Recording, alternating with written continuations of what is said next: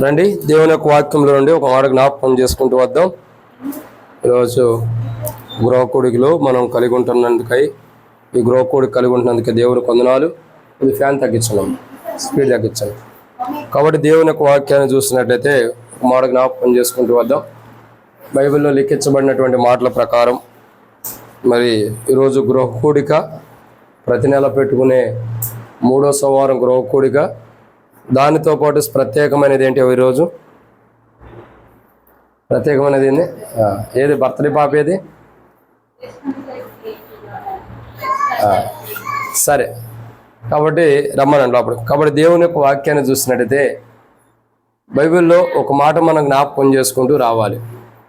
ఏంటి మాట అండి? ఈరోజు మనం చూసేది సరే, గృహకూడిక అన్నది ప్రతి నెల పెట్టేదే కాబట్టి ఏ కోణంలో అన్నది దేవుడు బయలుపరిచిన కోణంలో వర్తమానం ధ్యానిస్తాం. ఈరోజు వర్తమానం ఏంటంటే మరి బర్త్డే పాప పేరు ఏం పేరు? కీర్తన. కాబట్టి ఆ కీర్తన మీద వాక్యం చూద్దాం. అర్థమవుతుందండి? ఆ కీర్తన మీద వాక్యం. అసలు కీర్తన అంటే అర్థం ఏంటంటే ఆయనతో సంబంధం గురించినటువంటిది. ఒక మాటని ఒక పద్యాలుగా సముదాయం అంటే ఆయనతో గురించినటువంటి సంబంధము మనకు ఎలా ఉందన్నది తెలియపరిచేది కీర్తన అంటే. కీర్తన అంటే అర్థం ఏంటి? దేవునితో మనకున్న సంబంధాన్ని తెలియపరిచేది కీర్తన అంటే. కీర్తన అంటే స్తుతించడం, కీర్తన అంటే ఆరాధించడం, కీర్తన అంటే ప్రార్థించడం. ఇంకా కీర్తన అంటే చాలా కోణాలు ఉన్నాయి, అవన్నీ ఇప్పుడు చెప్పడం కుదరదు. కానీ ఒక మాట ఏంటంటే కీర్తన అంటే అర్థం ఏంటంటే దేవునితో మనకున్న సంబంధాన్ని తెలియపరిచేదని అర్థం. ఏం తెలియపరుస్తుంది? దేవునితో మనకున్న సంబంధాన్ని తెలియపరుస్తుంది కీర్తన అంటే.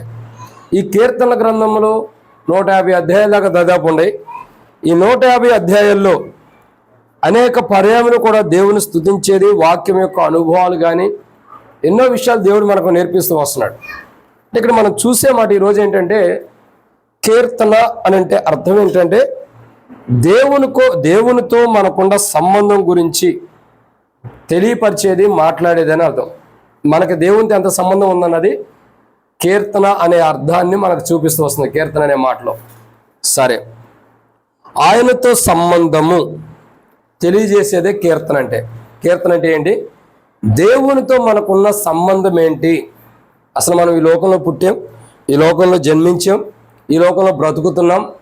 మరి దేవునికి మనకున్న సంబంధం ఏందన్నది తెలియపరిచేదే కీర్తన అంటే. కీర్తన అంటే అర్థం ఏంటి? దేవునితో మనకున్న సంబంధాన్ని తెలియపరిచేది కీర్తన అంటే.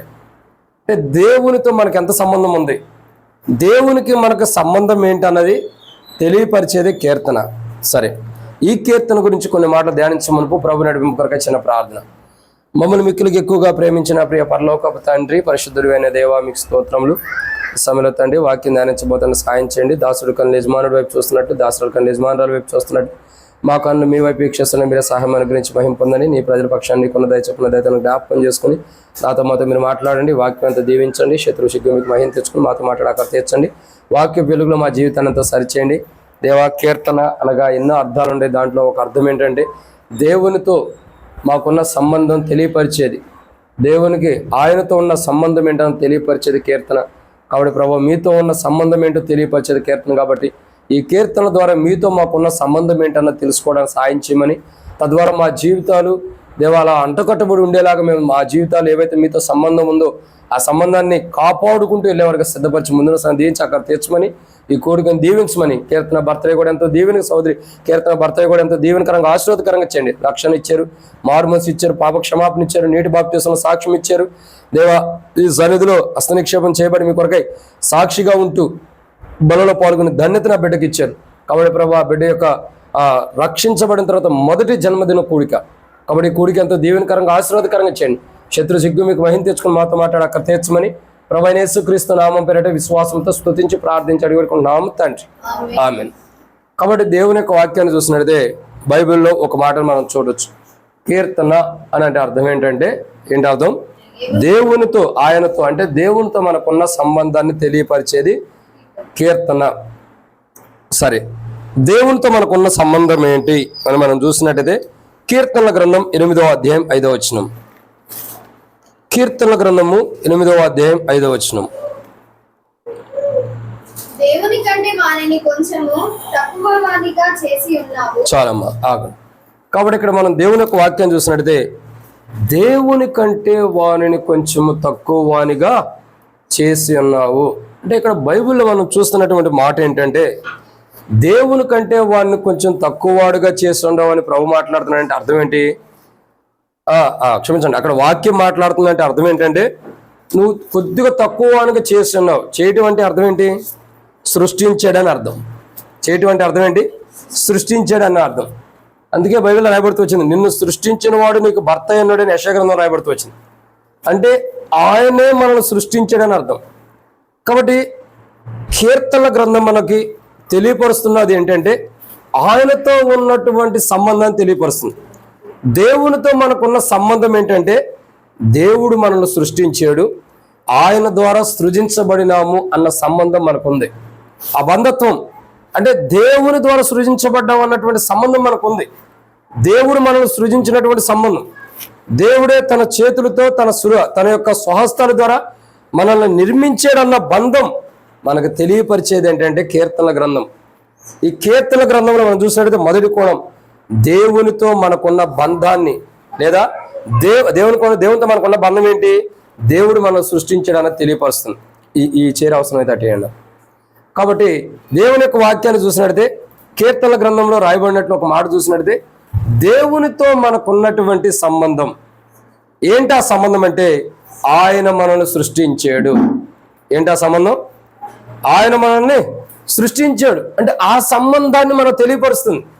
కీర్తనల గ్రంథం ఏం తెలియపరుస్తుంది అంటే దేవుడు మనల్ని ఏ రీతిలో సృష్టించాడు, ఎలా సృష్టించాడు, ఎంతగా సృష్టిస్తూ వచ్చాడు, ఏ కోణంలో దేవుడు మనం సృష్టించాడు అన్నది కీర్తనల గ్రంథం తెలియపరుస్తుంది. దేవునితో మనకున్న సంబంధం ఏంటంటే దేవుడు మనల్ని సృష్టించాడు. ఒక కుమ్మరి వ్యక్తి తన యొక్క చేతి హస్తములతో కుండను ఎలా సిద్ధపరుస్తూ తయారు చేస్తూ వస్తాడో, ఒక కుండకి ఒక రూపాన్ని తీసుకురావడానికి ఒక కుమ్మరి వ్యక్తి ఎంత ప్రయాసపడతాడు, ఎంత కష్టపడతాడో, ఎంతగా దాని కొరకు క్రయధనం చెల్లిస్తాడో, ఎంతగా సమయాన్ని కేటాయిస్తాడో అంతగా ప్రభు ఏం చేస్తూ వచ్చాడు? సృష్టించడానికి మన కొరకు సమయాన్ని తీసుకున్నవాడు ఉన్నాడు. అందుకే మనం చూస్తూ వస్తున్నాం కదా, కీర్తనల గ్రంథంలో మనం చూస్తున్నట్లయితే ఎన్నో మాట? మొదటి మాటే కీర్తనల గ్రంథం 8వ అధ్యాయం 5వ వచనంలో దేవుని కంటే వాడిని కొంచెం తక్కువ అనిగా చేసి ఉన్నావు అని బైబిల్ రాయబడుతూ వచ్చింది. అంటే దేవుని కంటే కొద్ది తక్కువగా దేవుడు మానవుని సృష్టించాడు. అది దేవునికి మానవునికి ఉన్న సంబంధం. దేవుని కంటే కొద్దిగా తక్కువ అనిగా మానవుని దేవుడు సృష్టించాడు. అది దేవునికి మానవునికి ఉన్న సంబంధం. ఈరోజు ఆ సంబంధాన్ని మానవుడు తెలుసుకోలేకపోతున్నాడు. అసలు దేవుడు అంటే ఏంటి, ఒక మనిషి ఎందుకు ఈ లోకానికి వచ్చాడు, ఒక మనిషి ఎందుకు ఈ లోకంలో జన్మిస్తూ వచ్చాడు, ఒక మనిషి ఎందుకు ఈ లోకంలో నివసిస్తున్నాడు, అసలు ఎవరు పంపారు, ఎందువల్ల వచ్చావు అన్నది మానవుడు తెలుసుకోలేకపోతున్నాడు. కానీ బైబిల్ చెబుతున్న మొదటి కోణం ఏంటంటే దేవుడు మనల్ని సృష్టించాడు. ఆయన కంటే కొద్దిగా తక్కువగా దేవుడు సృష్టించాడు మనల్ని. అదే దేవునితో మనకున్న సంబంధం తెలియపరిచేదే కీర్తన. కీర్తన అంటే అర్థం ఏంటి? కీర్తన అంటే అర్థం ఏంటి? దేవునితో మనకున్న సంబంధాన్ని తెలియపరిచేది అని అర్థం. దేవునితో మనకున్న సంబంధాన్ని తెలియపరిచేదని అర్థం కీర్తన అంటే. కానీ మొదటిగా దేవునితో మనకున్న సంబంధాన్ని కీర్తన గ్రంథం ఏమని కీర్తన తెలియపరుస్తుందంటే, ఒకటి కీర్తన ఏమని తెలియపరుస్తుందంటే నీవు దేవుని ద్వారా సృష్టించబడినావా అని, దేవుని ద్వారా సృజించబడినావా అని, దేవుడే నిన్ను తనకంటే కొద్దిగా తక్కువగా నిన్ను సృష్టించాడు, నిన్ను నిర్మించాడని దేవుని వాక్యం మనకు తెలియపరుస్తుంది. కాబట్టి ఇక్కడ మొదటి కోణాన్ని మనం చూస్తూ వస్తున్నాం. ఏంటి ఈ మాట ఏంటంటే దేవుని కంటే కొంచెం తక్కువగా దేవుడు మనల్ని సృష్టించాడు. ఆ సంబంధం మనకు ఉందంటే దేవుని ద్వారా, దేవుని హస్తాల ద్వారా సృజించబడ్డాం. అంటే దేవుని హస్తాల ద్వారా మనం సృజించబడ్డామన్న బంధం, దేవుని ద్వారా సృజించబడ్డామన్న బంధం మనకి దేవునికి మధ్యలో ఉందని కీర్తనలు తెలియపరుస్తుంది. ఈ బంధం నీకు దేవునికి మధ్యలో ఉంది. ఏంటి ఆ బంధం అంటే దేవుడు తన స్వహస్తాలతో నిన్ను నిర్మించాడన్న బంధం. ఇది మొదటిది. రెండవదిగా చూసినట్టే రండి, కీర్తన అంటే అర్థం ఏంటంటే ఆయనతో సంబంధాన్ని తెలియజేసేది, ఆయనతో మనకున్న సంబంధాన్ని తెలియజేసేది కీర్తన అంటే. రెండవదిగా మొదటికి ఏం సంబంధం ఉందని తెలియపరుస్తుంది? మనల్ని దేవుడు సృష్టించాడు, ఆయన కంటే కొద్ది తక్కువగా సృజించాడు, ఆయన మనల్ని తయారు చేశాడు అన్న సంబంధం, ఆయనే మనల్ని తన స్వహస్తాలతో చేశాడు అన్న తన స్వరూపంలో సృజించుకున్నాడు అన్నటువంటి తన రూపంలోకి మనల్ని సృష్టించాడు అన్న సంబంధం ఉందన్నది తెలియపరుస్తుంది కీర్తన. కాబట్టి ఈరోజు ఈ కీర్తన కాదు, బైబిల్లో ఉన్న కీర్తన. కాబట్టి ఈరోజు మనం దేవుని యొక్క వాక్యాన్ని చూసినట్టయితే రక్షించబడిన మన జీవితాల్లో మారుమూస బాప్తిసం నాకు చాలా సంతోషంగా ఉంది. ఎందుకంటే రక్షించబడిన తర్వాత మొదటి బర్త్డే కోరిక ఇది కదా. బాప్తిసం తీసుకున్న తర్వాత మొదటి బర్త్డే కోరిక. అందుకే ఈ బర్త్డే కోరికలు ఏ వాక్యం చెప్పాలి ప్రభు అనుకున్నా, కీర్తన గురించే చదువుదాం అనుకున్నా. దాని గురించి సెర్చ్ చేశా. కీర్తన అంటే ఏంటి? దేవునితో మనకున్న సంబంధాన్ని తెలియపరిచే పద్యం కానీ సంబంధాన్ని తెలియపరిచేదే కీర్తన అంటే. కాబట్టి మొదటిగా ఏం తెలియపరుస్తుందండి? మొదటిగా చూసినట్టయితే దేవుడు మనల్ని సృష్టించాడు, తన స్వరూపంలో సృష్టించాడు, తన రూపంలో తన స్వహస్తాలతో సృష్టించాడు అన్నది తెలియపరుస్తుంది కీర్తన. రెండోదిగా ఏం తెలియపరుస్తుంది? ఆయనతో ఉన్న బంధం ఏం తెలియపరుస్తుంది అంటే కీర్తనల గ్రంథము 2వ అధ్యాయం 7వ వచనం. కీర్తనల గ్రంథము 2వ అధ్యాయం 7వ వచనం.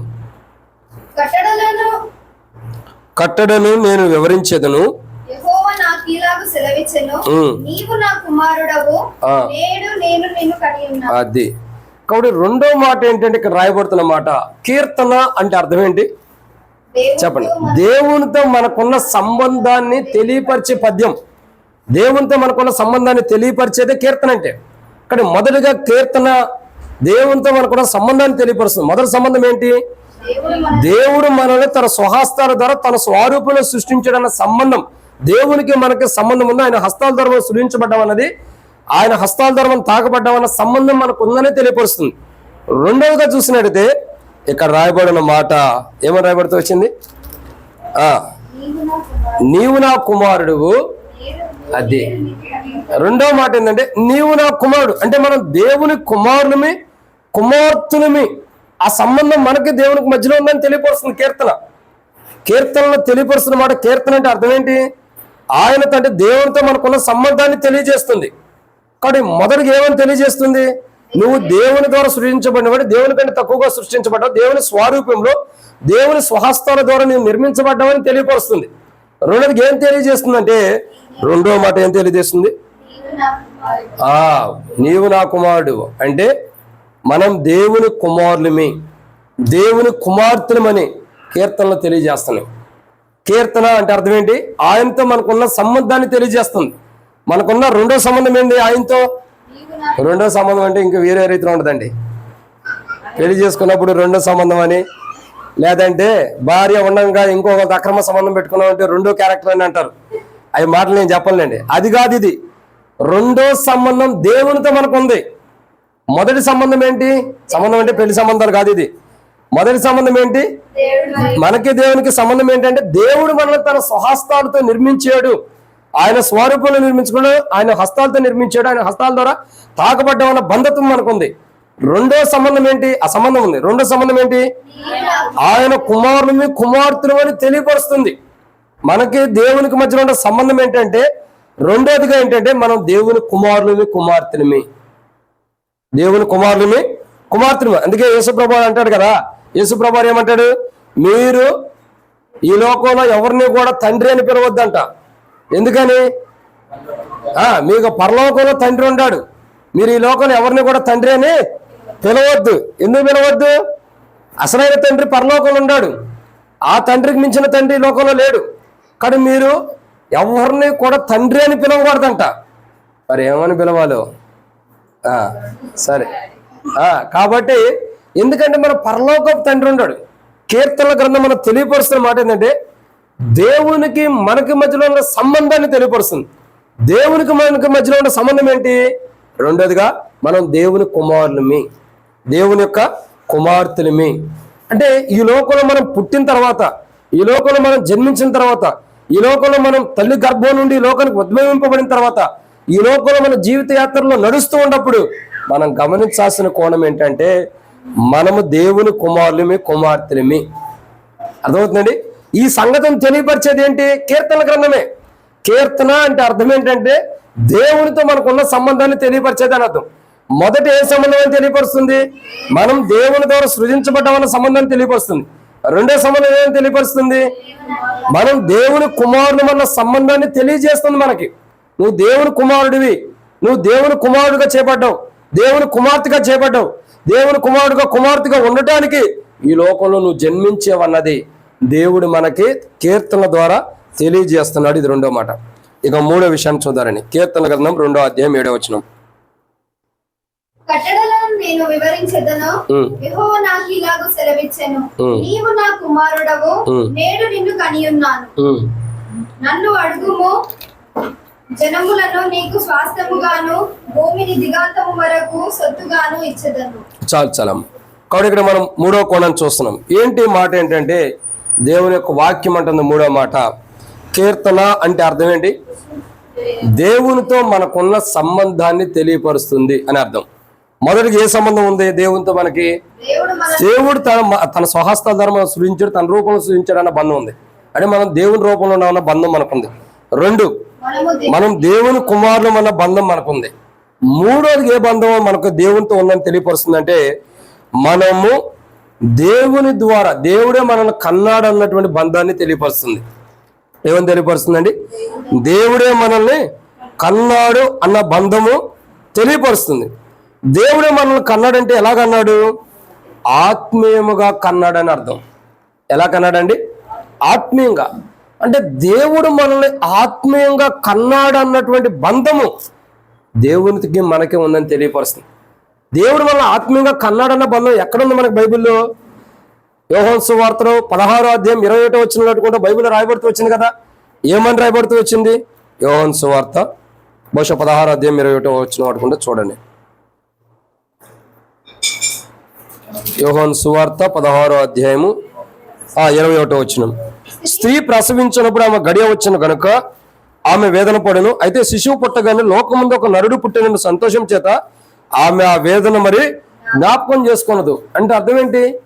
ఇక్కడ మనం దేవుని కుమారులమని, మన కొరకే యేసుప్రభు వారు వేదన పడ్డాడని, మన కొరకే ప్రసవ వేదన యేసుప్రభు పడ్డాడని, మన కొరకే ప్రసవ వేదన మన కొరకే ప్రసవ వేదన పడి మనల్ని ఆత్మీయంగా యేసుప్రభు వారు కన్నాడు అన్నదానికి సూచన ఏంటంటే యోహాను సువార్త 16వ అధ్యాయం 21వ వచనం. యోహాను సువార్త 16వ అధ్యాయం 21వ వచనం ఏమని రాయబడుతూ వచ్చింది? ఒక స్త్రీ ప్రసవించే దినాలు వచ్చినప్పుడు నొప్పులు పడితే బిడ్డకు జన్మనిచ్చిన తర్వాత ఆ బిడ్డను కన్న తర్వాత నొప్పులు మర్చిపోతుందంట. అంటే ఇక్కడ యేసు ప్రభువు మనం ఆత్మీయంగా కంటున్నాడు అన్నది ఒక సాదృశ్యం. సిలువ ద్వారా, ఆయన సిలువ ద్వారా, ఆయన మరణ భూస్థాపన సిలువ కార్యం ద్వారా మనం ఏం చేయబడ్డాం? ఆత్మీయముగా ఆ యేసు ప్రభు వారు కన్నటువంటి అనుభవంలోకి మనం వచ్చాం. దేవుడు మనల్ని ఆత్మీయంగా కన్నటువంటి అనుభవం. మనం ఎవరమంటే ఆత్మీయ కుమారులుగా కుమార్తెలుగా దేవుడు మనల్ని కంటూ వచ్చాడు. అంటే దేవుడే మన కొరకై ఏమైంది? పాపము పరికర్తమై గర్భము ధరించగా ఏమైంది? పాపము గర్భము ధరించినటువంటి అనుభవాన్ని మనం చూస్తూ వస్తున్నాం. అంతేనా? పాపమేనా? సరే, ఏదో ఒకటి గర్భం ధరించింది కాబట్టి ఏమైంది? పాపం వల్ల చేత మరణం. కాబట్టి ఈ పాపపు గర్భం అంతటిని కూడా యేసు ప్రభువు వారు భరించి, ఆ గర్భపు వేదనలు ఆయన భరించి మనల్ని ఏం చేశాడు? మనల్ని ఆత్మీయంగా మనల్ని కంటూ వచ్చాడు ఆయన. అదే మాట నికోదేము అడుగుతాడు. ఏమని అడుగుతాడు? అయ్యా, ఒకడు క్రొత్తగా జన్మించాలంటే ఏం చేయాలా? మళ్ళా తల్లి గర్భంలోకి వెళ్ళి బయటికి రావాలంటే అలా కాదు. ఒకడు నీటి మూలంగాను, అగ్ని మూలంగాను, ఆత్మ మూలంగాను జన్మిస్తే చాలు, అతడు క్రొత్త జన్మ కలిగిన వాడే. కాబట్టి ఈరోజు మనం గమనించాల్సిన కోణం ఏంటంటే యేసు క్రీస్తు ప్రభు వారి ద్వారా మనం నూతనంగా జన్మించిన వాడుకుంటున్నాం. ఆయన మనల్ని ఏం చేస్తున్నాడు? కన్నవాడుగా ఉన్నాడు. ఆయన మన కొరకే ప్రసవ వేదన, మన పాపం అంతటిని కూడా గర్భం ధరించిన అనుభవంలో కలువరిశిలో మన కొరకే ప్రాణం పెట్టి చనిపోయి తిరిగి లేచి, అంటే గర్భం ధరించిన అనుభవం అంటే మన ఒక స్త్రీ గర్భం ధరించి ప్రసవ వేదన ఎలా పడిద్దో అలా మన కొరకే యేసుప్రభు వారు కలువరిశిలో ప్రసవ వేదన పడి మనల్ని కంటూ వచ్చాడు, ఆత్మీయులుగా కంటూ వచ్చాడు. కాబట్టి ఇక్కడ మూడో కోణాన్ని చూస్తున్నాం. ఏంటి ఆ మూడో మాట? ఏంటంటే దేవునితో మనకున్న సంబంధము తెలియపరిచేది కీర్తన. అంటే కీర్తన అంటే అర్థం ఏంటి? దేవునితో మనకున్న సంబంధాన్ని తెలియపరిచేది. ఏ సంబంధం ఉందని తెలియపరుస్తుంది? దేవుని స్వరూపులు మనం ఉండడం, దేవుడు తన స్వాస్థ్యంలో సృష్టించడన్న సంబంధాన్ని తెలియపరుస్తుంది. అంటే దేవుని స్వరూపులు మనం ఉండవన్న సంబంధం తెలియపరుస్తుంది ఆ కుక్కం ద్వారా. రెండోదిగా ఏ సంబంధం ఉందని తెలియజేస్తుందంటే రెండోదిగా దేవుని కుమారుడు. మనం దేవుని కుమారులు అన్న సంబంధం మనకు ఉంది. మనం దేవుని కుమారులు కుమార్తెలు అన్న సంబంధం మనకు ఉందన్నది తెలియపరుస్తుంది. మూడు, ఏ సంబంధం ఉందని తెలియపరుస్తుంది? దేవుడే మనల్ని ఆత్మీయంగా కన్నాడు అన్న సంబంధం మనకు ఉంది. మనల్ని కందెవరంటే ఆత్మానుసారంగా దేవుడే తన కుమారుని లోకాన్ని పంపి కలవరిశిల్లో తన కుమారుడు చనిపోయి తిరిగి లేచడం ద్వారా, ఆ కుమారుడు మన కొరకే ప్రాణం పెట్టి చనిపోయి తిరిగి లేచడం ద్వారా, ఆ కుమారుడు ద్వారా దేవుడు మనల్ని కంటూ వచ్చాడు ఆత్మీయ బిడ్డలుగా. కాబట్టి ఇది ఎన్నో మాట? ఈ బంధం మనకుందని తెలియపరుస్తుంది. ఇది మూడో మాట. ఇక నాలుగోదిగా కీర్తన అంటే అర్థం ఏంటి? ఆయనతో అంటే దేవునితో మనకున్న సంబంధాన్ని తెలియపరిచేదని అర్థం. ఏం తెలియపరుస్తుంది? నాలుగో మాట. నాలుగో సంబంధం ఏంటి? ఒకటి, ఆయన స్వరూపంలో ఉన్నాము, ఆయన రూపంలో ఉన్నాము అన్నటువంటి ఆయనకి మనకి బంధం ఉందని తెలియపరుస్తుంది. రెండు, మనం దేవుని కుమారులు అన్న బంధం మనకు ఉందని తెలియపరుస్తుంది. మూడు, మనల్ని దేవుడు ఆత్మీయంగా కన్నాడన్న బంధం మనకు ఉందని తెలియపరుస్తుంది. ఇక నాలుగోదిగా చూసినట్టయితే రండి దేవుని యొక్క వాక్యం చూద్దాం. కీర్తన గ్రంథం 9వ అధ్యాయం 3వ వచనం. కీర్తన గ్రంథం 9వ అధ్యాయం 3వ వచనం. నీవు నా పక్షమున వ్యాజ్యమాడి నాకు న్యాయము తీర్చుచున్నావు. నీవు సింహాసనాసీనుడవై న్యాయమును బట్టి తీర్పు తీర్చుచున్నావు. వాక్యం చదివేటప్పుడు మధ్యలో బ్రేక్ ఇచ్చామంటే దాని అర్థం కూడా మారిపోయేది. అది ఎట్లా ఉందో అట్లా చదవాలి. మధ్యలో చిన్న బ్రేక్ ఇచ్చినా దాని అర్థం మారిపోయేది. కాబట్టి ఇక్కడ దేవుని యొక్క వాక్యం చూసినట్టు, నీవు నా పక్షమున వ్యాజ్యమాడి నాకు న్యాయం తీర్చుచున్నావు, అంతే కదా. నీవు నా నీవు సింహాసనాసీనుడివై న్యాయమును బట్టి తీర్పు తీర్చుచున్నావు. కాబట్టి ఇక్కడ నాలుగో కోణం ఏంటంటే కీర్తన. కొన్ని వాటర్ ఉన్నావు. కీర్తన అంటే అర్థం ఏంటి? కీర్తన అంటే అర్థం ఏంటి? దేవునితో మనకున్న సంబంధాన్ని తెలియజేస్తుందని అర్థం. తెలియజేస్తుంది. ఏ సంబంధం ఉందని తెలియజేసింది మొదటిగా కీర్తన? ఒకటి, ఈ కీర్తన కాదు, బైబిల్లో ఉన్న కీర్తన. ఏ సంబంధం ఉందని తెలియపరుస్తుంది? దేవుడు తన స్వరూపంలో సృష్టించాడన్న సంబంధం మనకు ఉంది. దేవుని స్వరూపంలో మనం ఉన్నామన్న సంబంధం ఉందని తెలియపరుస్తుంది. రెండు, మనం దేవుని కుమారులు మన సంబంధం మనకు ఉందని తెలియపరుస్తుంది. మూడు, దేవుడు మన ఆత్మీయంగా కన్నాడన్న సంబంధం మనకు ఉందని తెలియపరుస్తుంది. నాలుగోదిగా ఏంటంటే దేవుడే ఆయన మన పక్షమున వ్యాజ్యమాడి మనకు న్యాయం తీరుస్తున్నాడని తెలియజేస్తుంది. అంటే దేవునికి మనకి ఉన్న సంబంధం ఏంటంటే దేవుడు మన పక్షమున వ్యాజ్యమాడుతున్నాడు, మనకి న్యాయం తీరుస్తున్నాడు అన్న సంబంధం మనకు ఉందని తెలియపరుస్తుంది. దీని అర్థం ఏంటంటే దేవుడు న్యాయం తీరుస్తున్నాడంటే దేవుడు ఎలాంటి వాడు? ఇప్పుడు నేను నీతి మాటలు చెబుతున్నానంటే నేను ఎలా ఉండాలి? నేను నీతి కలిగి ఉండాలి. ఇప్పుడు దేవుడు న్యాయం తీరుస్తున్నాడంటే దేవుడు ఎలాంటి వాడు? న్యాయవంతుడు అని అర్థం. అంటే మనం న్యాయవంతులం కాము, మనం అన్యాయస్తులమే. బైబిల్లో రాయబడుతూ వచ్చింది కదా, నీవెంతైనాను నమ్మదగిన వాడివి. మేము నమ్మదగిన వాడు కాకపోయినప్పటికీ నువ్వు నమ్మదగిన వాడు అని బైబిల్ ఉంది.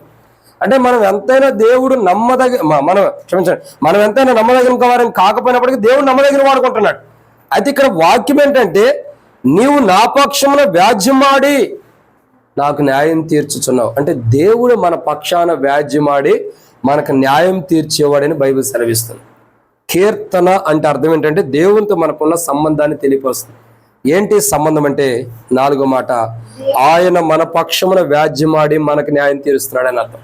ఇదే దేవుడు మన పక్షమున వ్యాజ్యమాడుతున్నాడంటే మనతో దేవునికి సంబంధం లేకపోతే, దేవుడు మనతో సంబంధం లేకపోతే మన పక్షాన్ని ఎందుకు వ్యాజ్యమాడతాడు? దేవుడు మన పక్షమున వ్యాజ్యమాడుతున్నాడంటే అర్థం ఏంటి? ఆయనకి మనకి సంబంధం ఉంది. ఆయన వ్యాజ్యమాడి ఏం చేస్తున్నాడు? న్యాయం తీరుస్తున్నాడంట. మన పక్షమున న్యాయం తీరుస్తున్నాడు. అంటే లోకమంతా అన్యాయం ఉన్నప్పటికీ, అన్యాయంగా ప్రవర్తించినప్పటికీ, అన్యాయంగా జీవించినప్పటికీ దేవుడు మన పక్షము నుండి ఏం చేస్తున్నాడు? మనకు న్యాయం తీరుస్తున్నాడు. అంటే మనల్ని ఏం చేస్తున్నాడు? న్యాయవంతులుగా చేస్తున్నాడు.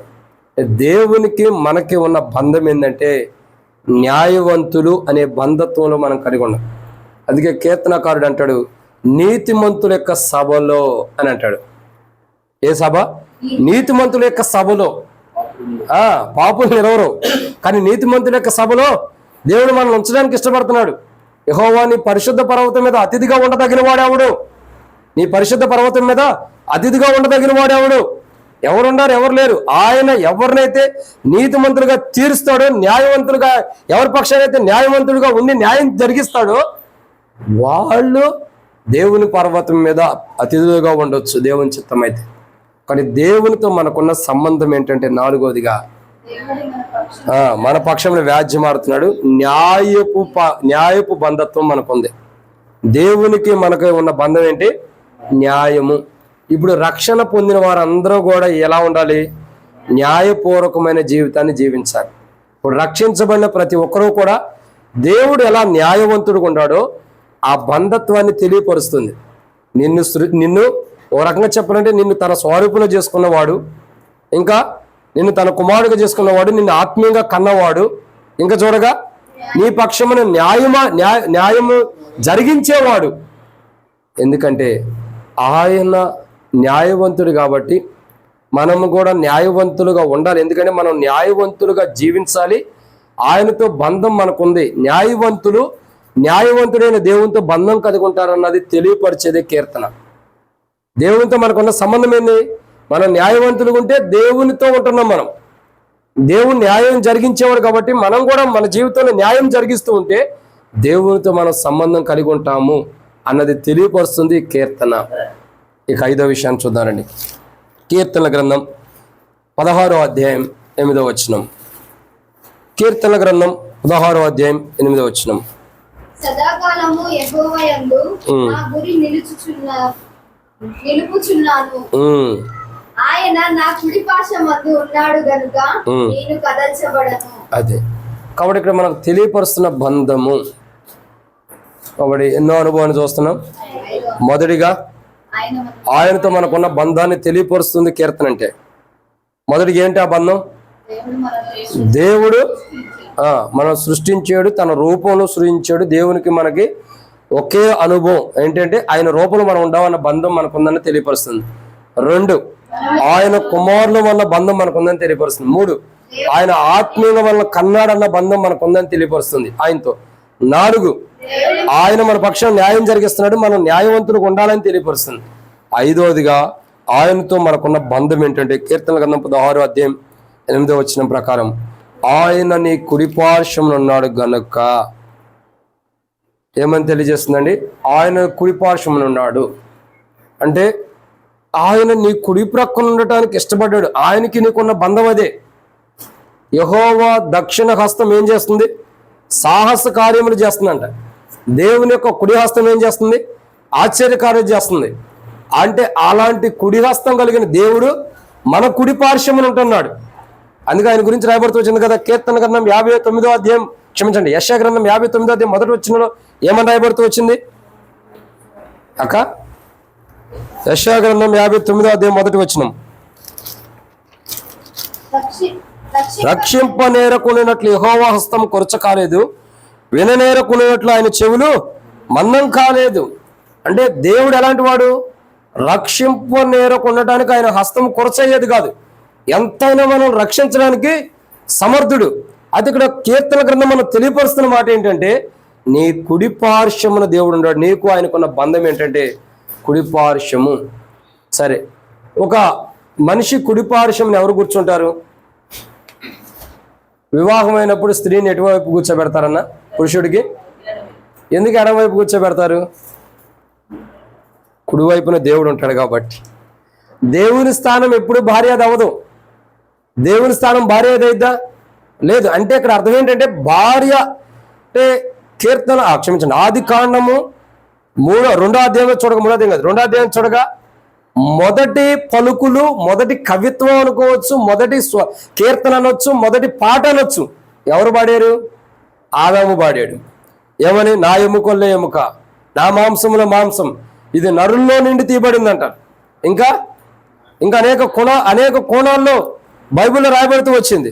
కాబట్టి ఇక్కడ మనం దేవుని యొక్క వాక్యాన్ని చూసినట్టు ఏమని రాయబడుతూ వచ్చింది? కాబట్టి ఆది కాండం 2వ అధ్యాయం 24 వచ్చింది, నేను చదువుతున్నా. కాబట్టి పురుషుడు తన తండ్రిని తల్లిని విడిచి తన భార్యను అద్దుకొను, వారు ఏక శరీరమై ఉందురు. అంటే ఇక్కడ అర్థం ఏంటి? ఒకటే శరీరముగా ఉన్న అనుభవము భార్యాభర్తలకు ఉంది. భార్యాభర్తలకు ఉన్న అనుభవం ఏంటి? ఒకటే శరీరం అన్న బంధం ఉంది. భార్యాభర్తల కంటే శ్రేష్టకరమైన అనుభవం, సంబంధం దేవునికి మనకుంది. ఏంటా సంబంధం అంటే ఆయన మన కుడిపార్శ్వం ఉన్నాడు. భార్య ప్రేమించిన ప్రేమ కంటే, భార్య కంటే ఎక్కువగా మన ఎడల కనికరం చూపించగలిగిన వాడు. ఏం చేయగలిగినాడు అండి? కనికరం చూపించగలిగిన వాడు, ప్రేమ చూపించగలిగిన వాడు. అంటే ఆయనకి మనకున్న బంధత్వం ఏంటంటే ఆయన ప్రేమ మన మీద వస్తుంది. ఆ బంధం నీకు నాకు ఉందని దేవుని వాక్యం కీర్తన తెలియపరుస్తుంది. దేవునితో నీకును ఆయనకి ఉంది, ఆయనకి నీకు మధ్యలో బంధం ఉంది. అందుకే ఆయన నీ కుడిపార్శ్వం ఉన్నాడు. ఆయన నా కుడిపార్శ్వం ఉన్నాడు కనుక నేను కదల్చబడను. అంటే దేవునికి నీకున్న బంధం ఏంటంటే నువ్వు కదలకోకుండా నిన్ను స్థిరపరిచేటంత బంధం దేవునికి నీకుంది. నువ్వు పడిపోకుండా, జారిపోకుండా, కాలు జారిపోకుండా, పడిపోకుండా, లోకంలో పాపంలో శత్రు కార్యాలు కానీ, దుష్టుని క్రియలు కానీ, శత్రు క్రియలు కానీ పడిపోకుండా కాపాడేంత బంధం దేవునికి నీకు మధ్యలో ఉంటూ వచ్చింది. ఎంత గొప్ప బంధం! లేకపోతే దేవుడు నన్ను చూడండి, ఇష్టపడు, ప్రేమించు, బాధతోనూ ఇంటికాడ బంధువుల యొక్క తల్లిదండ్రులు కానీ కుటుంబీకుల యొక్క భారంతోనే వివాహం చేసుకున్న తర్వాత భార్యను విడిచిపెడతామా? పెళ్ళైన తర్వాత విడిచిపెడతారా? ఎవరో విడిచిపెట్టరు. ఎందుకని? ఇక ఏదైనా సరే నువ్వో గొయ్యో సాగుకుంటే వెళ్ళాల్సిందే, అంతే కదా, ఏదొచ్చినా సాగాల్సిందే. అందుకే ఇలా పెద్దలు అంటారు కదా, సముద్రమైన ఏదొచ్చు కానీ సంసారాన్ని ఈదలేరు. సరే, ఇదే సంగతి తర్వాత ముందరైతే వెళ్ళాల్సిందే కదా, నువ్వేనే గొయ్యని ముందు దూకాల్సిందే. నేను వివాహం అయిన తర్వాత ఇక విడిచిపెడతానికి అవకాశం లేదు. ఒకనొక సందర్భంలో భార్యని భర్త విడిచిపెట్టవచ్చు, భర్తని భార్య విడిచిపెట్టవచ్చు. కానీ ప్రేమించి మనం ప్రేమించే పిల్లలైనా సరే మనల్ని విడిచిపెట్టచ్చేమో కానీ మన కుడిపార్శ్వమున ఉన్న ప్రభు మనల్ని విడిచిపెట్టడు. అది దేవునికి మనకున్న బంధం. దేవునికి మనకున్న బంధం ఏంటి? ఆయన మన కుడిపార్శ్వమున ఉన్నాడు. ఆయన మనల్ని కదచ్చట్ల. భార్య కంటే పిల్లల కంటే అందరూ ఎడం చేతి వైపోవడమే. భార్య అయినా పిల్లలైనా అందరూ ఎడం చేతి వైపోవడమే. మన కుడిపక్షంలో ఎవరు ఉండాలంటే మన దేవుడే ఉన్నాడు. ఆయన మనల్ని పడిపోకుండా, ఆయన మనం జారిపోకుండా, ఆయన మనం కదిలిపోకుండా, ఆయన మనం లోకంలో నరకంలో పడిపోకుండా కాపాడటానికి ఆయన మన కుడి పక్కన ఉన్నాడు. సహజంగా ఏ వ్యక్తి అయినా పడిపోయేటప్పుడు ఏ చేయలేపుతాడు చెప్పండి? మొదట కుడి చేయలేపుతాడు. త్వరగా పడిపోతున్నప్పుడు గబక్కుని కుడి చేయట్టు అంటాడు. ఎందుకంటే ఆ కుడి చేయి తనకు తెలియకోకుండా ఉన్నాడు. ఎందుకంటే దేవుడు తన కుడి పక్కన ఉన్నాడు. నువ్వు పడిపోయేటప్పుడు గబక్కుని కుడి చేయి ఎందుకు చాపుతున్నావు అంటే నీకు తెలియకోకుండానే దేవుని మీద ఆధారపడుతున్నావు అని అర్థం. ఆ కుడి హస్తం ఇలా అంటున్నావు అంటే అర్థం ఏంటి? ప్రభా, మరి ఎడం చేయి ఎందుకు చాపట్లా? ఎడం చేతి పక్కన ఎవరు ఉంటారు? మన రక్త సంబంధికులు ఉంటారు. వాళ్ళు మనం మోసం చేయొచ్చు, ముంచవచ్చు. అంతే కదా, మోసం చేయొచ్చు, ముంచవచ్చు, చెప్పలేం. భార్య విడిచిపెట్టవచ్చు, ఎడం చేతి వైపున ఉంటుంది. భర్త విడిచిపెట్టవచ్చు, క్షమించండి, భర్త కాదు, భార్య విడిచిపెట్టవచ్చు, పిల్లలు విడిచిపెట్టవచ్చు. వీళ్ళందరూ ఎడం చేతి వైపు వాళ్ళే. కుడి ప్రక్కన ఎవరున్నారు? దేవుడు. ఆయన స్థానం ఇంకెవరికి లేదు. మనం పడిపోయేటప్పుడు గబక్కనే ఇట్లా చేయందుకు ఎట్లా అంటాం తెలుసా? ఆ దేవుడు మనకు అండగా ఉండాడని. ఆడ నీకు కనపడ్డు, కానీ ఆయన కాపాడుతాడు.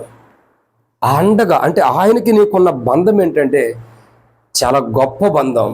నీకే కీడు జరగకూడదని నీ కొరకు తన ప్రాణాన్ని ఇవ్వడానికి కూడా ఇష్టపడ్డాడంటే తండ్రి ప్రేమ అక్కడ కనపరుస్తున్నాడు. అది నీకు ఆయనకున్న బంధం. నీకు ఆయనకున్న బంధాన్ని తెలియపరుస్తుంది కీర్తన. ఏంటి ఆ బంధం అంటే ఆయన నీ కుడిపక్షం ఉన్నాడు. యేసు ప్రభువారు ఎక్కడ కూర్చున్నాడండి? పరలోకంలో తండ్రి కుడిపక్షమున ఉన్నాడు. కుడిపక్షమున కూడా కుడి పార్శ్వమున ఉన్నాడు. అంటే అర్థం ఏంటి? కుమారుడు కుడిపార్శ్వమున ఉన్నాడంటే కుమారుడు ఎక్కడున్నాడు? యేసు ప్రభువారు కుడిపార్శ్వమున ఎవరున్నారు? పోనీ తండ్రి కుడి పక్కన ఎవరున్నారు? ఇవన్నీ చెప్పాలంటే తర్వాత మీకు చాలా బైబిల్ స్టడీ తీసుకోవాల్సిందే. సరే, కాబట్టి ఏంటంటే ఆయన నా కుడిపార్శ్వమున ఉన్నాడు. దేవుడు తన కుడిపార్శ్వమున నిలబెట్టుకుంటూ వచ్చాడు. నిలబెట్టుకోవడం కాదు, ఆయన మన జీవితంలో కుడిపార్శ్వమున ఉన్నాడు. మనం పడిపోకుండా, జారిపోకుండా. అందుకే సామెతల గ్రంథం 3వ అధ్యాయంలో 20వ వచనంలో 23వ వచనంలో ఉండిది. ఏమని తెలుసా? ఆయన నీ కాలు చిక్కబడకున్నట్లు యెహోవా నిన్ను కాపాడును గాక అని ఉండిద్ది. అంటే కాలు చిక్కబడకుండా నిన్ను ఏం చేస్తున్నాడు? కాపాడేవాడు ఉంటున్నాడు. అంటే అర్థం ఏంటి? నువ్వు ఎక్కడన్నా జారిపోతున్నా, పడిపోతున్నా, నువ్వు పడిపోకుండా, జారిపోకుండా నిన్ను కాపాడుతున్నాడు. ఎలా కాపాడుతున్నాడు? నీ కుడిపక్షం నుండి, నీ కుడిపార్శ్వం నుండి ఆయన ఏం చేస్తున్నాడు? కాపాడేవాడు ఉన్నాడు. కాబట్టి దేవుని యొక్క వాక్యాన్ని మనం జాగ్రత్తగా గమనించినట్టయితే ఆయన నీ కుడిపక్షం ఉన్నాడు, నీ కుడిపార్శ్వం ఉన్నాడు. కాబట్టి ఏం జరుగుతుందండి?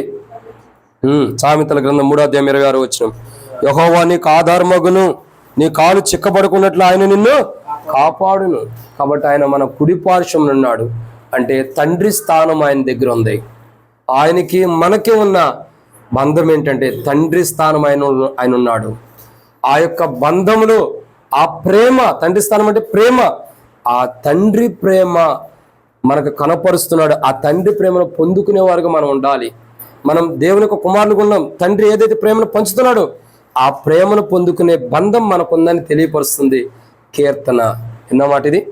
5. ఇక 6వ మాట చూద్దారండి. దేవుని యొక్క వాక్యాన్ని చూస్తున్నట్టయితే కీర్తన గ్రంథం 8వ అధ్యాయం 6వ వచనం. కీర్తన గ్రంథం 8వ అధ్యాయం 6వ వచనం. నీ చేతి పనుల మీద వానికి అధికారం ఇచ్చి ఉన్నాను. అధికారం ఇచ్చి ఉన్నావు. అదే నేను చెప్పే కదా, చదివేటప్పుడు చిన్న మిస్టేక్ చదివినా కానీ అర్థం మారిపోయింది. బైబిల్ అదే. బయట వేరే వేరే గ్రంథాలు ఎట్ట చదివినా కానీ నీకు దాని అర్థం తర్వాత అయినా సరే ఎట్టుండిద్దేమో కానీ నాకు తెలియదు. కానీ బైబిల్లో మటుకి ఒక్క మాట మనం తప్పు చదివినా దాని అర్థం మారిపోయింది. బైబిల్ అంటే అదే. అందుకే బైబిల్కి ఉన్న గొప్ప పేరు ఏంటంటే పరిశుద్ధ గ్రంథం. కాబట్టి ఇక్కడ రాయబడుతున్న 6వ మాట ఏంటంటే దేవునికి మనకున్న బంధం. ఒకటి ఏంటి ఆ బంధం?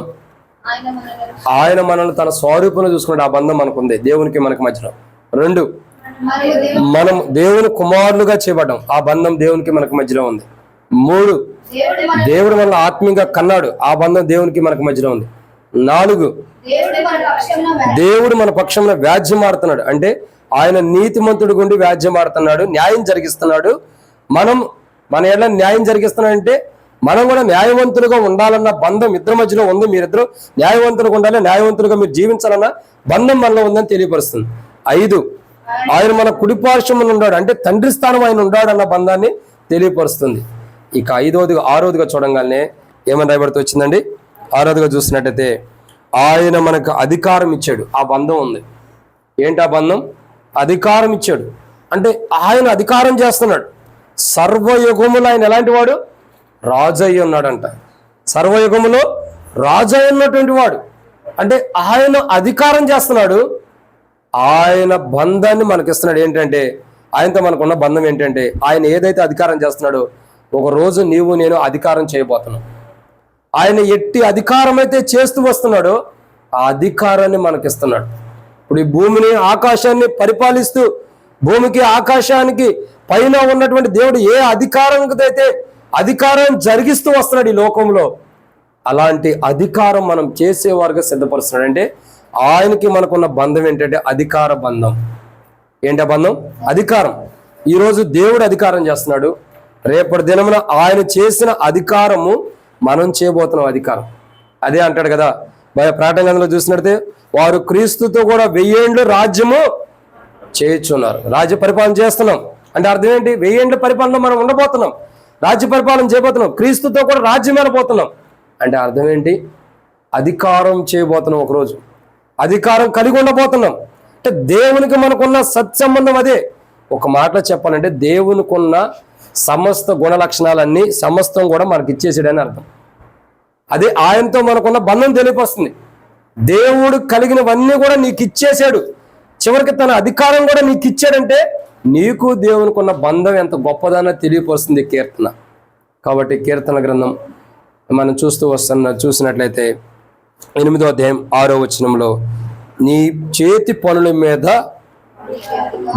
చూడండి, దేవుడు ఏవైతే సృష్టించాడో, దేవుడు ఏవైతే తయారు చేస్తూ వచ్చాడో, దేవుని హస్తాలు ఏవైతే హస్తకృత్యములు అయితే ఏవైతే నిర్మాణం చేస్తూ వచ్చినాయో, దేవుని హస్తాలు ఏవైతే తయారు చేసినాయో వాటి మీద అధికారం మానవుడికి ఇచ్చాడంట.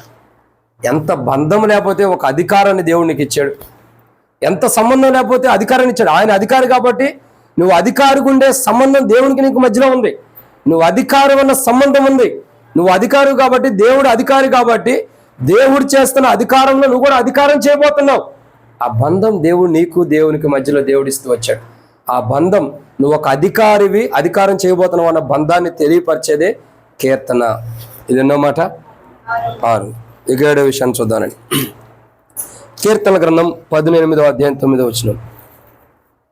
కీర్తన గ్రంథం 18వ అధ్యాయం 9వ వచనం.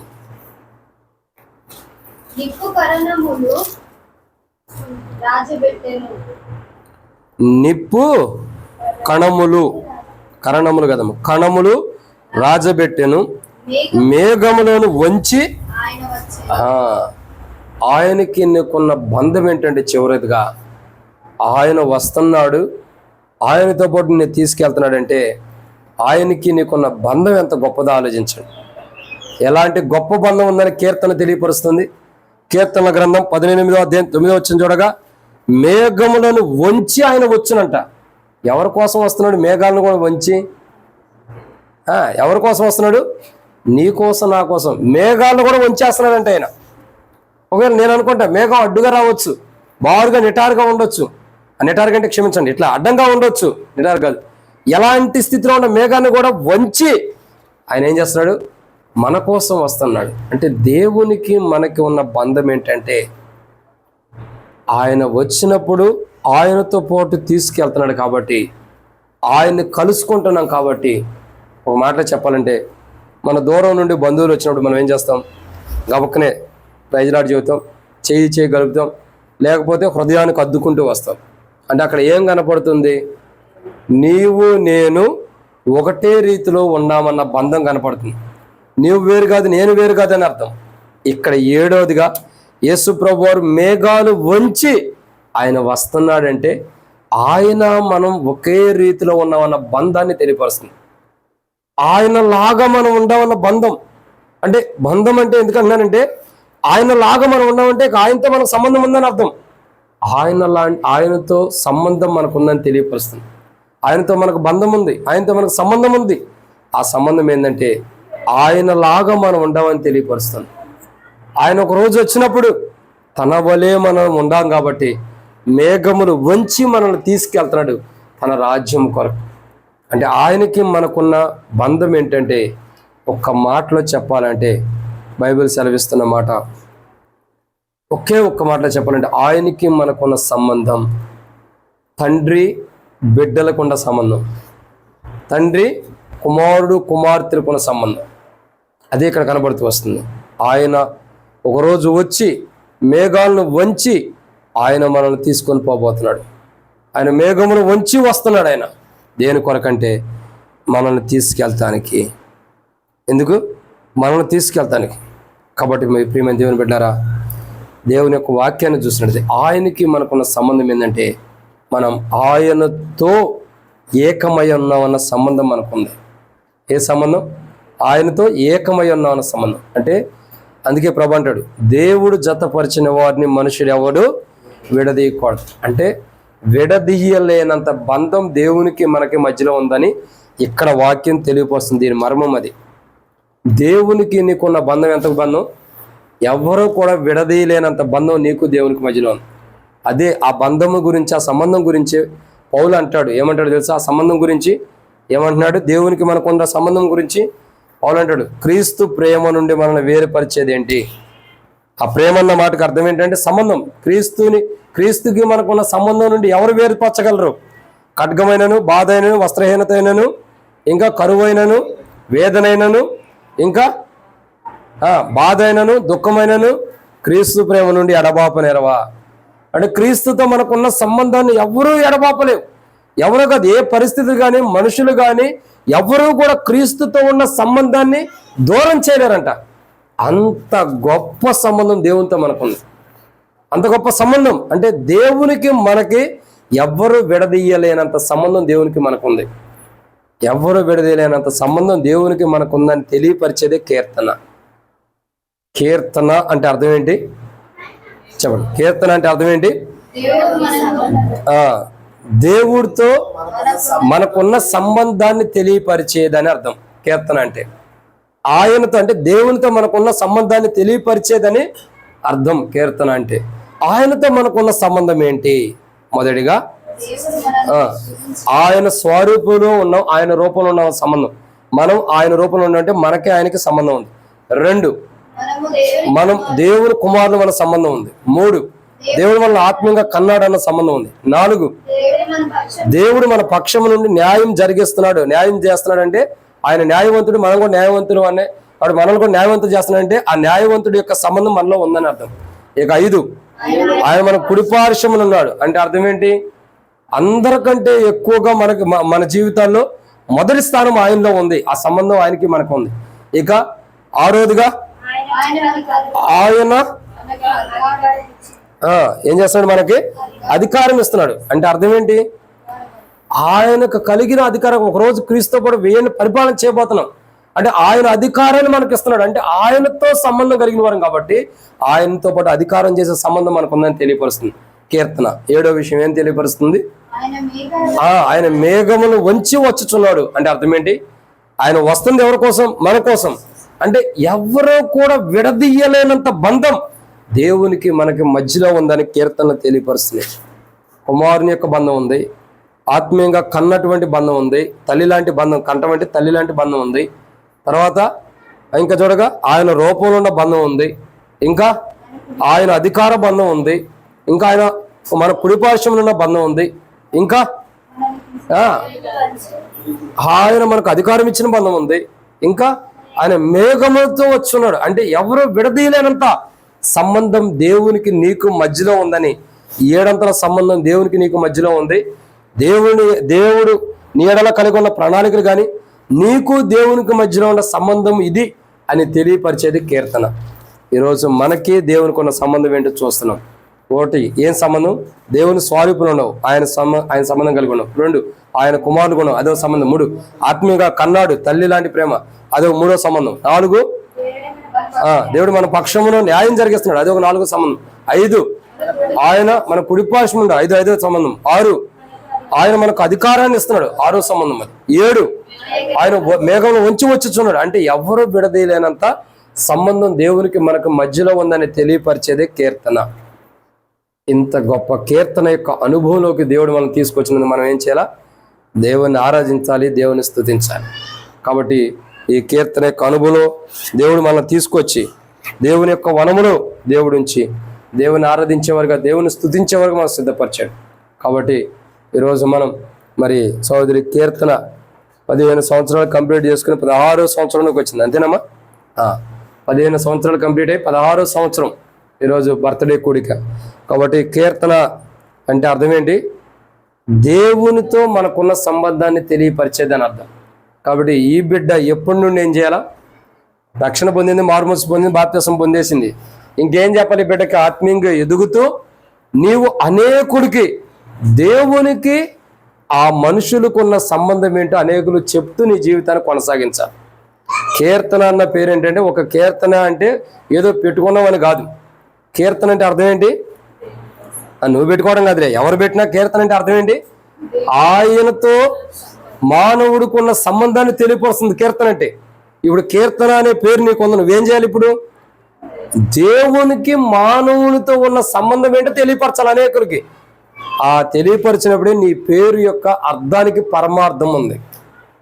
ఆ తెలియపరిచినప్పుడే దేవుడు మహిమ పొందుతాడు. కీర్తన అని నీకు పేరు పెట్టేందుకు నీ తల్లిదండ్రులు దేవుడు ఎప్పుడు సంతోషిస్తాడంటే, నీ పేరుకు అర్థం నువ్వు తెలుసుకున్నావు ఈరోజు. ఆ తెలుసుకున్న అర్థాన్ని అనేకులకు తెలియపరిచినప్పుడు ఏమని తెలియపరచాలా? దేవుడు నీకు అధికారం ఇవ్వబోతున్నాడు, దేవుడు నిన్ను కంటున్నాడు, దేవుడు నీకు నూతన జన్మనిస్తున్నాడు, దేవునిలో నూతన సృష్టి ఉంది, నూతన జన్మ ఉంది. అంటే ఇలాంటి సంబంధం ఏదైతే దేవునికి మానవుడికి మధ్యలో ఉందో, ఈ సంబంధాన్ని అనేకులకు నువ్వు తెలియపరిచినప్పుడు దేవుడు నిన్ను బట్టి సంతోషిస్తాడు. ఈరోజు బర్త్డే కోరిక, కేక్ కట్ చేసుకుంటే సంతోషించేది ఎవరు? కేక్ కట్ చేసుకుంటే సంతోషించేది ఎవరు? ఎవరు ఎవరు ఎవరు ఎవరు అందరు సంతోషిస్తారు? కేక్ తేకపోతే బాధపడేది ఎవరు? ఆమె. బర్త్డే ఆమె కదా. మరి కేక్ తెస్తే సంతోషించేది ఎవరు? బర్త్డే ఆమె. ఆమె తర్వాత మనం సంతోషిస్తున్నాం. అంటే ఒక కేక్ కట్ చేసి తేకపోతేనే బాధపడతావు, తెస్తే కట్ చేస్తే ఎంత సంతోషిస్తున్నా? అంటే ఒక కేక్ కట్ చేస్తే నువ్వు ఎంత సంతోషపడుతుంటే, నిన్ను సృష్టించిన వాడు ఎందుకు సృష్టించాడో నీకు తెలిసినప్పుడు, ఆయనకి నీకు మధ్యలో ఉన్న బంధం ఏంటో నువ్వు తెలుసుకుని రక్షణ పొందేవు. తెలుసుకోలేని అనేకులు ఉంటారు, నీ కుటుంబీకులు అవ్వచ్చు, బంధువులు అవ్వచ్చు. వారందరికి కూడా దేవునికి మానవుడికి ఉన్న సంబంధం ఏంటో తెలియపరిచినప్పుడు, ఈ కేకు చిన్నప్పుడు నీకు ఎంత సంతోషం ఉందో అంతకంటే అధికమైన సంతోషం. ఏంటి ఆ సంతోషం అంటే, పరలోకం అంతా కూడా తొంగి చూస్తుందంట. ఎందుకు? ఒక పాపి రక్షించబడుతుంటే పరలోకం అంతా తొంగి చూస్తుంది. ఒక మానవుడికి నువ్వు దేవుని సువార్త అని చెప్పి రక్షణ పొందని, ఇది దేవునికి మానవుడికి మధ్యలో ఉన్న సంబంధం ఇదని ఆ సంబంధాన్ని తెలియపరిచినప్పుడు పరలోకమే ఆ సంబంధం గురించి తెలుసుకున్న వ్యక్తి పాపాలు ఒప్పుకునేటప్పుడు ఆ పాపంలో ఉన్న వ్యక్తి తన పాపాలు ఒప్పుకుంటున్నప్పుడు పరలోకము కూడా తొంగి చూస్తుందంట. ఈరోజు కీర్తన వెళ్ళి తన పేరుకు అర్థం ఉంది కాబట్టి దేవునితో మానవుడికి ఉన్న సంబంధాన్ని తెలియపరిచి ఒక వ్యక్తి పాపాలు ఒప్పుకునేటట్టు చేసింది అని నిన్ను బట్టి పరలోకం సంతోషిస్తుంది. నువ్వు ఎవరికైతే సువార్త చెబుతావో ఆ వ్యక్తి పాపాలు ఒప్పుకోవడం ద్వారా ఆ వ్యక్తిని బట్టి కూడా పరలోకంలో సంతోషం ఉంది. ఇప్పుడు అంటే పరలోకంలో సంతోషం ఇద్దరిని బట్టి, నువ్వు నీ పేరుని బట్టి, నిన్ను బట్టి, నువ్వు చెప్పిన సువార్తను బట్టి నిన్ను బట్టి పరలోకం సంతోషిస్తుంది. నువ్వు ఎవరికైతే సువార్త చెప్పావో వాళ్ళు ఒప్పుకోవటం ద్వారా వాళ్ళని బట్టి కూడా పరలోకం ఏమవుతుంది? సంతోషిస్తుంది. పరలోకమే సంతోషింపజేయగలిగిన జీవితం దేవుడు నీకు ఇచ్చాడు. ఎలాంటి జీవితాన్ని ఇచ్చాడు? పరలోకాన్నే సంతోష పెట్టగలిగిన జీవితాన్ని దేవుడు నీకు ఇచ్చాడు. ఆ జీవితం కలిగిన వారమై గుర్తుపెట్టుకో, మనుషుల్ని సంతోష పెట్టడం కాదు, పరలోకాన్నే సంతోషపెట్టే అంత జీవితం దేవుడు నీకు ఎందరికో లేని ధన్యత దేవుడు నీకు ఇచ్చాడు. ఒక పాపికి సువార్త చెప్పి ఆ పాపాలు ఒప్పుకునేటట్టు చేస్తే పరలోకంలో నిన్ను గురించి సంతోషం ఉంటుంది. తర్వాత నువ్వు ఎవరు సువార్త చెప్పే వాళ్ళు ఒప్పుకోవడం ద్వారా వాళ్ళని బట్టి కూడా దేవుడు సంతోషిస్తాడు. అంత ఘనమైన రీతిలో దేవుడు నిన్ను సిద్ధపరుస్తున్నాడు. అట్టి సిద్ధపడిలో దేవుడు తీసుకొచ్చి అంత ఘనమైన వారిగా దేవుడు సిద్ధపరిచినట్లు నీ యొక్క జన్మదిన కూడిక 15 సంవత్సరాలు కంప్లీట్ చేసుకుని 16 సంవత్సరంలోకి వచ్చిన నీవు ఇంకా గత సంవత్సరాల్లో 15 సంవత్సరంలో బర్త్డే చేసుకున్నావు, అది పాపం జీవితంలో చేసుకున్నావు. 16 సంవత్సరంలో నూతన సృష్టిగా చేయబడి బర్త్డే చేసుకుంటావు. నా తెలిసి ఇదే మొదటి బర్త్డే, ప్రభు నమ్మిన తర్వాత మొదటి బర్త్డే. కానీ ఈ ప్రతి బర్త్డేకి ఒక నూతన ఆత్మని దేవుని సన్నిధికి నువ్వు నడిపించాలి. అదే నీ బాధ్యత. సంవత్సరం ఇదిగో నేను బర్త్డే చేసుకుంటున్నాను అంటే నువ్వేం చేయాలా? ఒక నూతన ఆత్మని నడిపించేవన్న గుర్తింపు ఉండాలి.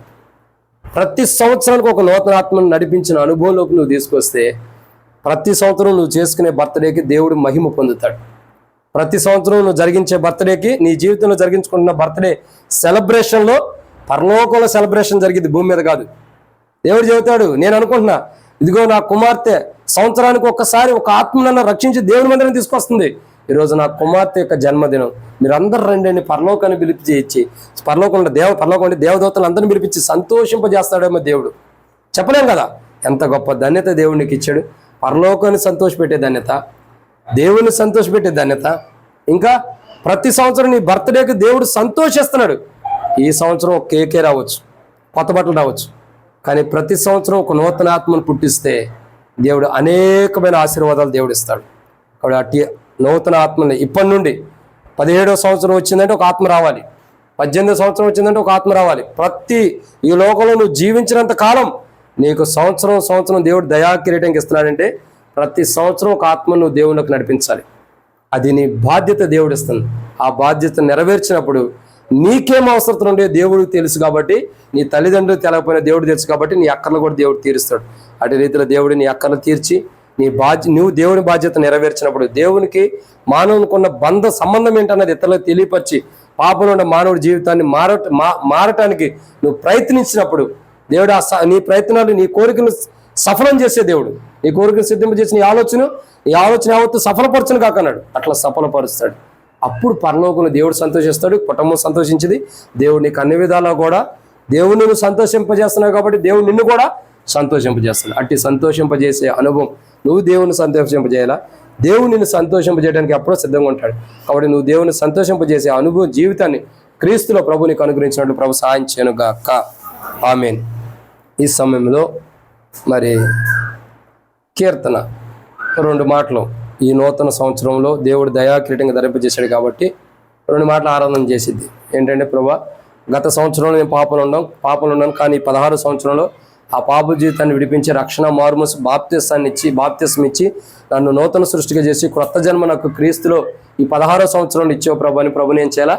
ఆరాధించాలి. 16 6 1 ఎంత? 7 6 1 ఎంత? 7. అందుకే 7 పాయింట్లు చెప్పింది. కాబట్టి దేవుడు నిన్ను ఈ యొక్క అనుభవంలో తీసుకొచ్చాడు. ఈ అనుభవం చాలా గొప్పది. కాబట్టి ఈ అనుభవాన్ని కాపాడుకుంటూ ఆ దేవుడు ఇచ్చిన అనుభవాన్ని బట్టి దేవుడిని ఆరాధన చేస్తూ ముందరికెళ్దాం. అటు తర్వాత కీర్తన ఆరాధన చేసిన తర్వాత ఒక 2 సహోదరులు 2 సహోదరులు ప్రార్థన చేస్తారు. తన కొరకు కానీ కుటుంబం కొరకు కుటుంబంలో ఉండే అక్కర్ల కొరకు ప్రార్థన చేస్తారు. ఆ తర్వాత టైం అయిపోయింది కాబట్టి దేవునికి వందనాలు చెల్లించి ప్రార్థన చేసి ముగించుకుందాం. కాబట్టి క్లుప్తంగా కాబట్టి ఇంటి వారు ఆగండి, మొదట బయట నుండి వచ్చినటువంటి సంఘస్థులు ప్రార్థన చేస్తారు. ఇద్దరు సహోదరులు చేస్తారు మొదటి కీర్తన, తర్వాత ఇద్దరు సహోదరులు చేస్తారు. చివరి ప్రార్థన ఆశీర్వాదంతో నేను ముగిస్తాను. చేయండి అమ్మ. ఆరాధించు కీర్తన, తర్వాత వీళ్ళు చేస్తారు అన్నాను. ప్రేమ నమ్మకం గల ప్రియ పరలోక తండ్రి, నా తండ్రి, నీకే వందనాలు యేసయ్యా. నూతనంగా బర్త్డే జరిపించినందుకు వందనాలు యేసయ్యా. యేసయ్యా, గత సంవత్సరంలో నీ పాపంలో ఉండి బర్త్డే జరిపించుకున్నప్పుడు యేసయ్యా ఈ నూతనంగా బర్త్డే జరిపిస్తున్నందుకు రక్షణ మారు మనసును నాకు దయచేసి నూతనంగా బర్త్డే జరిపిస్తున్నందుకు వందనాలు యేసయ్యా. అవును యేసయ్యా, నేను పాపపు జీవితంలో ఉన్నప్పటికేసయ్యా, నేను తెలుసుకొని జీవితంలో ఉన్నప్పటికేసయ్యా, లోకానుసారంగా నేను బర్త్డే చేసుకుంటూ వచ్చాను యేసయ్యా. దయతో నన్ను క్షమించండి యేసయ్యా. అవునేసయ్యా, ఈ నూతనంగా బర్త్డే విషయంలో యేసయ్యా, నేను యేసయ్యా నా పేరుకు తగ్గ మీకు పేరు యేసయ్యా, నా పేరుకు తగ్గ యేసయ్యా నీకు మంచి పేరు తెచ్చేలాగున నేను ఒకరికి సువార్త చెప్పే జీవితంని నాకు అనుగ్రహించమని అడుగుచున్నాను యేసయ్యా. ఆత్మీయంగా నన్ను కన్నావు యేసయ్యా. అవును యేసయ్యా, నా పక్షంగా ఉండి నాకు యేసయ్యా నా పట్ల నువ్వు ఎంతగానో న్యాయం తీర్చావు యేసయ్యా. నీకు ఎంతగానో వందనాలు చెల్లిస్తూ వస్తున్నాను యేసయ్యా. నాకు ఇచ్చిన ఈ సమయంని బట్టి వందనాలు యేసయ్యా. 15 సంవత్సరాలు కంప్లీట్ అయ్యేసే 16 సంవత్సరంలోకి అడుగు పెట్టించినందుకు వందనాలు యేసయ్యా. గత సంవత్సరం నుంచి ఈ సంవత్సరం దాకా నాకు తోడుగా నీడగా ఉన్నందుకు వందనాలు యేసయ్యా. అవును యేసయ్యా, నూతనంగా యేసయ్యా నా బర్త్డే జరిపించినందుకు నీకు ఏమి ఇచ్చి నేను రుణస్తురాల్ని కావాలి యేసయ్యా. ఈ మారు మనసు నాకు దయచేసినందుకు వందనాలు యేసయ్యా. నా చిన్న జీవితంలో యేసయ్యా నా కుడి పాశంలో మీరు ఉన్నారయ్యా. మీ నా కుడి పాశంలో మీరు ఉండి నన్ను నడిపిస్తున్నందుకు వందనాలు యేసయ్యా. అవును యేసయ్యా, నా తల్లిదండ్రులకు యేసయ్యా నేను చెప్పుకోనని బాధలు యేసయ్యా నీతో నేను చెప్పుకున్నప్పుడు యేసయ్యా నాకు అద్భుతమైన రీతిలో యేసయ్యా కార్యాలు చేస్తూ వచ్చా యేసయ్యా. నీకు ఎంతగానో వందనాలు చెల్లిస్తూ వస్తున్నాను యేసయ్యా. నా పట్ల యేసయ్యా నీకు ఏమిచ్చి నేను రుణస్తురాల్ని కావాలి యేసయ్యా. నీకు ఏమిచ్చినా నేను రుణస్తురాల్ని కాదు యేసయ్యా. నాకు ఇచ్చిన సమయంని బట్టి వందనాలు యేసయ్యా. ఈ చిన్ని ఆరాధన నీకే సమర్పించుకుంటున్నాను తండ్రి. ఆమేన్.